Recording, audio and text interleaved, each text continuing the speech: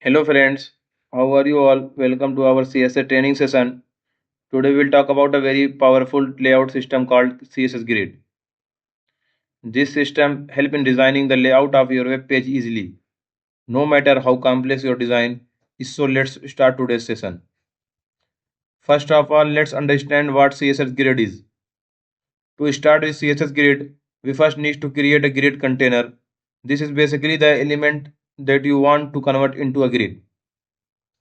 You just have to write display grid and the container will be converted into a grid. Then you can place the item inside it according to rows and columns. Now when the container is grid, the element inside it are called grid items. These items are placed inside the grid in the same order. They appear in HTML from left to right, top to bottom. See this with an example. Here I have opened my code editor. You can see that the class selector grid container is given. Inside it, display grid is defined, and here grid template column is given with the repeat function. It defines three equal columns with one FR, each meaning all columns will be equal in width. There will be two rows and the height of these rows will be 100 pixels. Then a gap of 10 pixels is added. The background color is set to dark red and padding is set to 10 pixels. The background color of the grid item is a golden biscuit color. You will also see the border. The dark red area represent items 1, 2, 3 and 4 and the text is centered in these items. So here we are talking about the grid container. The red area you see here in the complete grid container and the item inside it from of the mixed colors. This is how create a grid container and the items inside it are placed as per its grid layout. Now let's talk about grid lines. These lines define the rows and columns of the grid. Based on these lines, you can properly place the grid item. As you can see here, there is a border, which is essentially a grid line.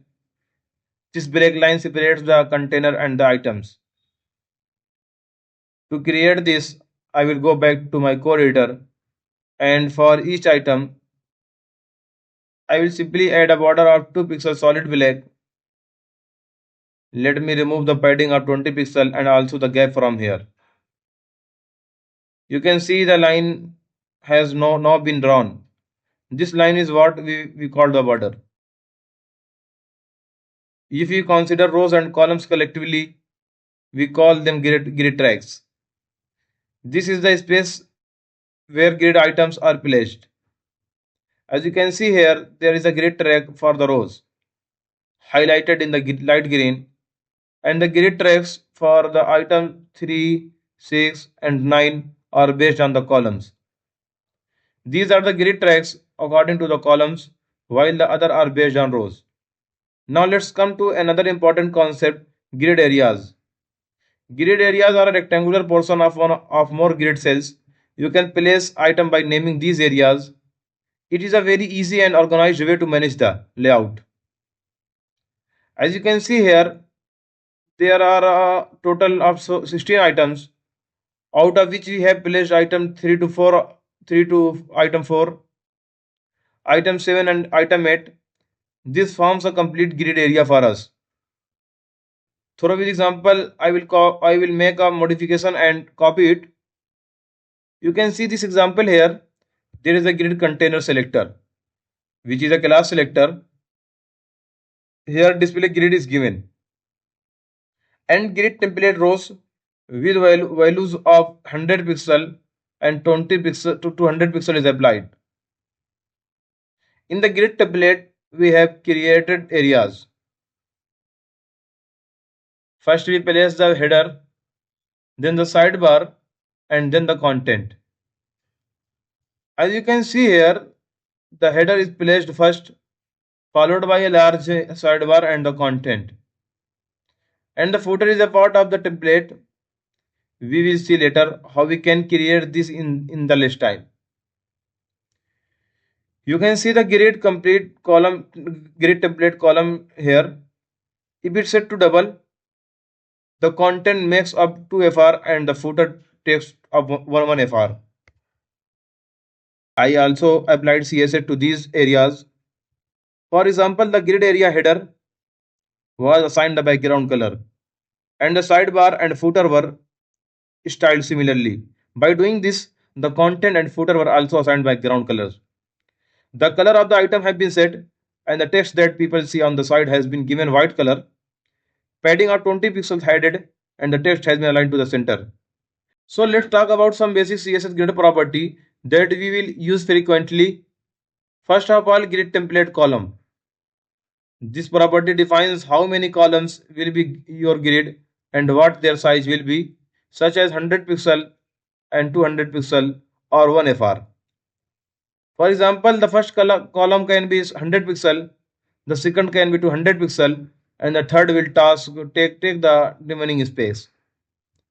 As you can see in the grid column section, the first item has a width of 200 pixel and the second item has a width of 1 FR.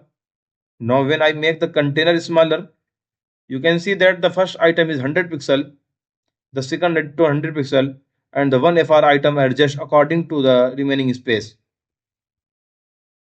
If I adjust the grid as shown, the layout will change. For example, if I set it like this, the item will appear next to each other in a new line. Now if I add another column with 1 FR, you will see that all three columns are now in one row. To make the middle column bigger, I can apply 2 FR to it, which will make its size double compared to the other columns. This is how we use the grid template column property to define the column layout. Then there is a grid template rows property. This property sets the height of the rows, such as 100 pixel or 200 pixel. The height of the first row will be 100 pixel and the height of the second row will be 200 pixel. Here we will simply copy the code and apply it. Now we will create the rows. As you can see, the first row is 100 pixel and the second row is 200 pixel and the third row takes the remaining space. Now if I change the height of the rows, for example, I'll make the first row 50 pixel and the second row is 20 pixel. You will see how the layout changes. If you want a gap between the item in the grid, you can use grid gap. This allows you to easily create space between the rows and columns. For example, if you set the gap to 20 pixels, there will be a 20 pixel gap between that items. As you can see here, the gap is set to 20 pixel. Here's an example where the gap is set to 10 pixel. You can easily notice the space between the item. If I increase it by 2 or 3 more items, you will see the gap clearly. As you can see, there is a gap between the items. The red line appearing here indicates the gap.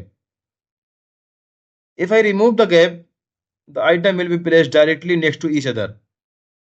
However, if I add a gap again, a proper space will be created between the items. For example, if I increase the gap to 25 pixels, the space between the item will become larger. Now let's talk about grid column and grid row. This property allows you to stretch a grid item across multiple columns or rows. For example, if you want an item to span 2 columns, you will use the grid column property and set it to span 2. Let me show you an example.